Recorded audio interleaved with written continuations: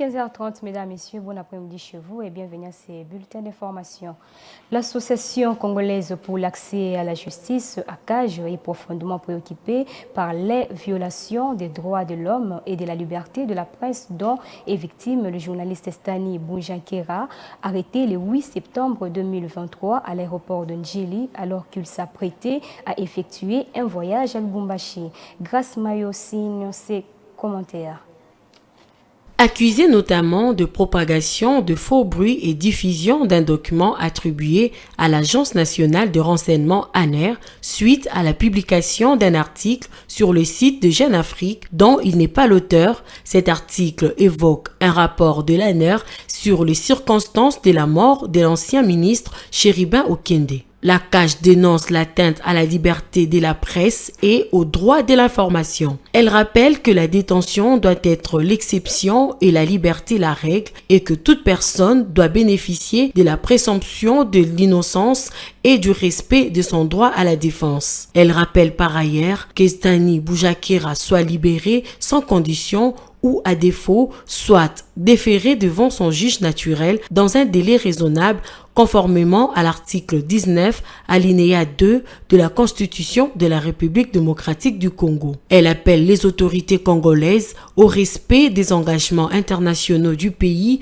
en matière de liberté d'expression en général et de protection des journalistes en particulier. L'ACAJ s'associe aux journalistes qui demandent justice pour son confrère tout en exprimant sa solidarité à Stani ainsi qu'à toute sa famille biologique et professionnelle. Pour elle, c'est la lutte de tout citoyen pour que la République démocratique du Congo soit la vitrine de la démocratie et de l'état de droit. Les RDC est envahi par une industrie lourde de plus de 1500 partis politiques à lieu et place des entreprises, ce qui pousse les intellectuels congolais, tête passante, à réfléchir sous la conduite du Bureau d'action et d'éveil culturel à l'éducation, BAC en sigle coordonné par l'honorable Jean-Marie Tantou Mei. Suivez ses commentaires.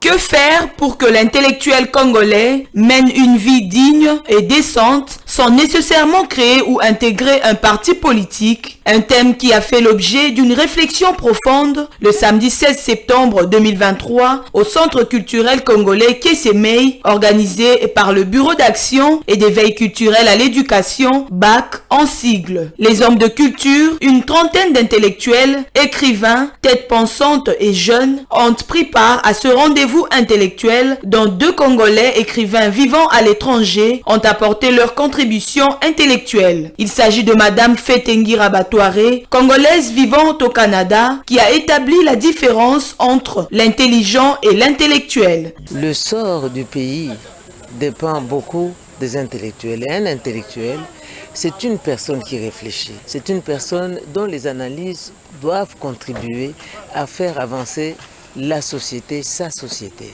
et ne pas rechercher le gain facile. Les intellectuels qui ont œuvré dans la politique, qui ont gagné beaucoup d'argent, citez-moi même 5 qui ont su investir cet argent gagné dans l'économie pour le développement du pays. Il n'y en a pas. Monsieur Cheikh Fita Diboué, congolais vivant en Belgique, a lui aussi intervenu. Donc vous êtes intellectuel pour les non-intellectuels. C'est tout dit. Et donc vous ne pouvez pas être intellectuel pour vous-même, vous l'êtes pour les autres. Il y a eu une grande prostitution chez l'intellectuel congolais. Il pense que son intelligence, c'est pour se mettre plein les poches, c'est pour s'enrichir, etc. Alors qu'il est au service de la société.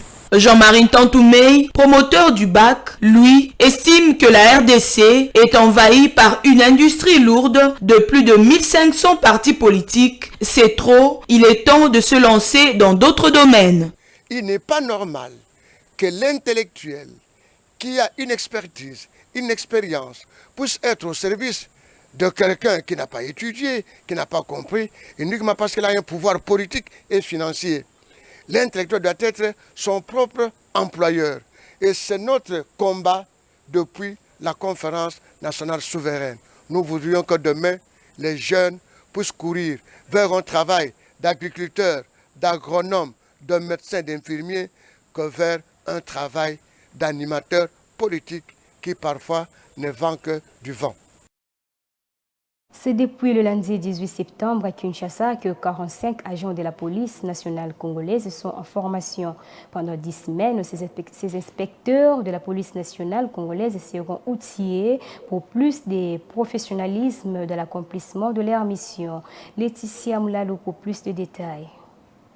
Pendant 10 semaines, les agents de la police nationale congolaise seront en formation, à l'issue de laquelle l'inspection générale de la police comptera 45 nouveaux inspecteurs. Cette formation de la promotion des inspecteurs de l'IGPNC a été lancée officiellement dans la salle de conférence du bâtiment du ministère des Affaires étrangères par Norbert Yamba, directeur de cabinet du vice-premier ministre, ministre de l'Intérieur. Je déclare ainsi ouverte la session de formation de la 5e promotion des inspecteurs de l'inspection générale de la police nationale congolaise. Cette formation est financée par plusieurs partenaires dont la MONUSCO et le PNUD à hauteur de 105 360 $ américains. Cette promotion va permettre d'élargir les antennes dans les 26 provinces de la République démocratique du Congo. Le cachet pour la 5e promotion 1, c'est la rigueur. C'est de doter une capacité administrative et opérationnelle à ces inspecteurs. Faire appliquer, comme nous le disons, les règlements, les directives et les instructions du gouvernement aux policiers congolais. Nous allons suivre ça de près et nous allons surtout faciliter notre population, apporter les plaintes à l'inspection générale afin de rééduquer de nouveau nos policiers. Le Congo est grand. Jusqu'aujourd'hui, nous n'arrivons pas à implanter les antennes sur toute l'étendue du Congo. Cette promotion, qui est la 5e, va nous aider à compléter la présence des antennes de l'inspection générale sur toute l'étendue de la République démocratique du Congo. La 5e promotion, qui est la première sous le commandement du général Patience Mouchi Diave, aura une lourde charge d'œuvrer dans la fermeté, l'intégralité et l'impartialité dans l'exercice de leur mission pour le rayonnement de la police nationale congolaise. Pour finir, le regard sur le droit à l'avortement selon les protocoles de Maputo et la législation congolaise est l'un des thèmes qui a fait l'objet d'une conférence débat tenue le 16 septembre 2023 à l'Église du Christ au Congo, paroisse protestante de Lista, organisée par la Commission Justice, Paix et Sauvegarde de la Création. Les protocoles de Maputo, les tests stipulent en son article 14 que protéger la santé et les droits des productifs des femmes, l'avortement sécurisé doit être autorisé pour que lorsque la poursuite de la grossesse met en danger la vie de la femme. Images et commentaires. Il s'est tenu le samedi 16 septembre à l'église du Christ au Congo, paroisse protestante de Lista, une conférence débat organisée par la Commission Justice, Paix et Sauvegarde de la Création sous plusieurs thèmes dont le regard sur le droit à l'avortement selon les protocoles de Maputo et la législation congolaise exploitée par Maître Emmanuel Kachunga, juriste chrétien, l'avortement et ses conséquences exploitées par Maître Patrick Bamboko, médecin spécialiste, et le regard de l'Église sur l'avortement par l'aumônier Joseph Parfait Nzada. Un moment marquant d'échange entre la société civile de l'Église et les intervenants. Les questions sur les protocoles des Maputo étaient au rendez-vous. N'est-il pas temps que l'Église puisse évoluer dans son discours en disant à ses enfants, abstenez-vous, parce que lorsque vous y allez, c'est un péché. N'avortez pas parce que c'est un péché. Et troisièmement, lorsque vous ne vous abstenez pas, allez-y quand même avec un préservatif. Devant les fidèles de l'Église, les intervenants sont restés catégoriques sur la permission d'avorter car la parole de Dieu doit être respectée. Nous, en tant que juristes, en tant que chrétiens, nous estimons que tout avortement, quelle que soit sa forme, est un péché. Et c'est contre la loi de Dieu. La loi congolaise n'autorise jamais l'avortement criminel. Tout avortement criminel, c'est-à-dire celui qui avorte et celui qui fait avorter, voire même les complices de cet avortement, sont punis sévèrement. Même si la grossesse est issue de l'inceste, faut-il toujours la garder? La Bible dit dans Jérémie, avant que tu sois conçu, j'étais connu, j'étais établi prophète, j'étais consacré. Que la grossesse soit désirable ou non, c'est Dieu qui est l'auteur de toutes choses. C'est Dieu qui peut ôter la vie et c'est Dieu qui peut aussi donner la vie. L'homme n'a pas le pouvoir de donner la vie. La vie humaine est sacrée. Et nous, en tant que chrétiens, nous avons l'obligation de faire respecter la loi de la vie et non la loi de la mort. À noter que le protocole de Maputo, le texte stipule en son article 14 que protéger la santé et les droits reproductifs de la femme, l'avortement sécurisé doit être autorisé lorsque la poursuite de la grossesse met en danger la vie de la femme. Une pilule amère et difficile à avaler pour le chrétien.